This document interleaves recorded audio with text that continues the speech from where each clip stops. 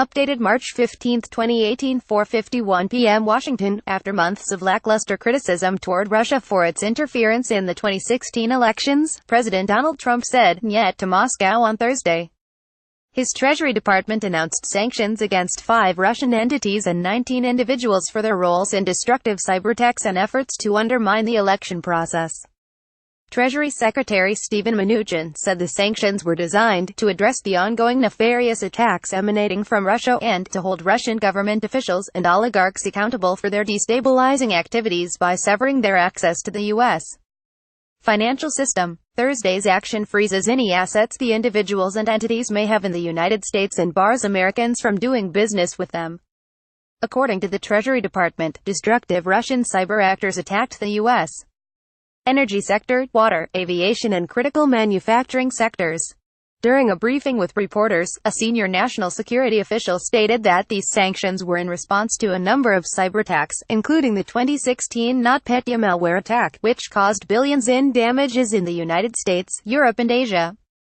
The new sanctions target the Russian Internet Research Agency, 4 other Russia entities and 13 Russians charged criminally last month by Special Counsel Robert Mueller, who has been investigating Russian meddling in the 2016 presidential race. Trump has called the probe a witch hunt, as he insists there was no collusion between Russian officials and his presidential campaign, as some critics contend. The fact that the administration has issued sanctions against individuals and entities indicted by Special Counsel Mueller proves that this investigation is not a witch hunt, as the president and his allies have claimed. Senate Minority Leader Chuck Schumer, DNY, said Thursday. Sweeping organization Mueller's 37-page indictment, issued last month, charged the Russians with conspiracy to defraud the United States with a sweeping organization that interfered with the 2016 presidential election. According to the special counsel's office, the effort began in or around 2014 and continued into the present.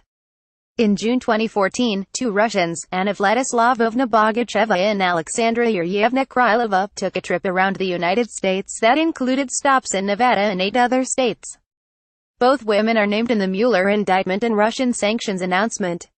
While the Russian organization was vast, it also appeared to be politically unsophisticated. In June 2016, according to the indictment, conspirators posing as Americans learned from a Texas think tank about purple states like Colorado, Virginia.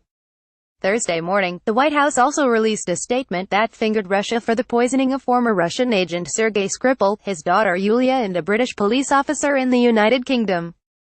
The statement, issued jointly with the UK, France and Germany, called the March 4 episode the first offensive use of a nerve agent in Europe since the Second World War. The president's delay in responding to the poisonings drew criticism from Democrats.